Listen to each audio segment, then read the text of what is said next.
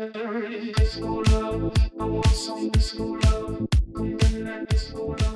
just loads of shortcuts that Premiere offers, including the facility to map out your own depending on what keys suit you. But it can be a really big minefield, especially to someone starting off. So I've been using Premiere for as long as I can remember, and here's the main ones I use with every edit. If you can grasp these few, it will improve your editing workflow dramatically. So the first one might be obvious to a lot of people, but not everyone's really software savvy. It's the good old undo and redo. So the undo, you just press Ctrl and Z. I think Premiere defaults on 50 undo and redos. That should be plenty. What I would say if anyone wants more than that is you may as well start another project. And if you want to redo, then it's Ctrl, Shift and Z. So it's just adding the Shift key. I often find myself going back and forth, trying new things out and experimenting, because this feature really offers a safety net.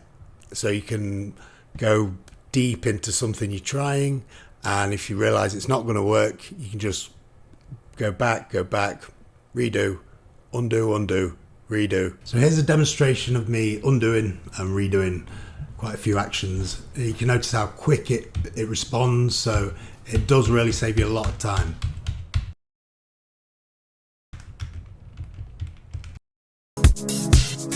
The next shortcut we're going to look at is fast forward, rewind, play and stop. Fast forward is simply the key L on the keyboard.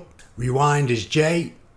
Stop and play are both the space bar. So you just hit that and it starts playing. Hit the space bar again and it will stop. So make sure you have either the timeline, the source or monitor window highlighted with footage loaded up, and then hit the space bar to play.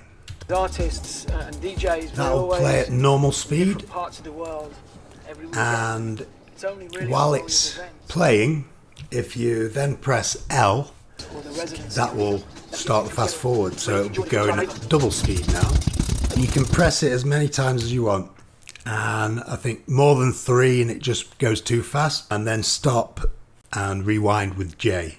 When we talk about underground music, when we talk about underground music, when we talk about underground music, the vibe there is unique.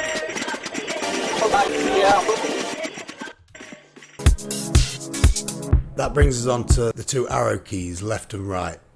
And basically these just nudge the cursor 1 frame in either direction. So you press the right arrow key to go 1 frame forward and the left to go 1 frame back. A good thing with these as well, if you hold the Shift key and use them, it's 5 frames. The next is just a must for video editing. It's a zoom in and zoom out. And you do that by pressing the plus and the minus keys. It basically just steadily zooms in and zooms out of the timeline. Next we've got the I and O keys. These are really simple. I stands for marking the clip in and O stands for marking the clip out.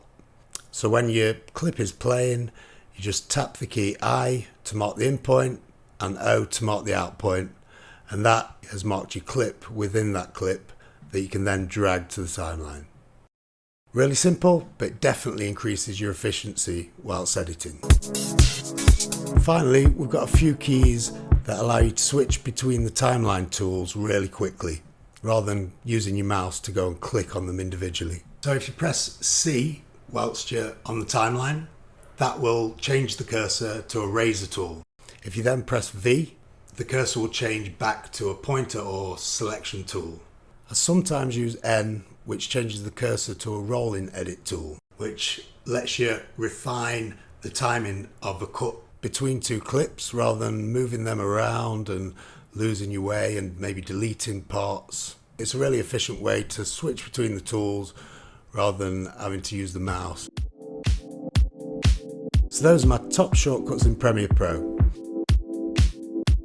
If you can get to grips with them, they'll increase your editing workflow dramatically and make it more fun, because it becomes more of a full body dance rather than just clicking a mouse aimlessly in various parts. So it's a lot more fun to edit. Give them a go. Shortcuts.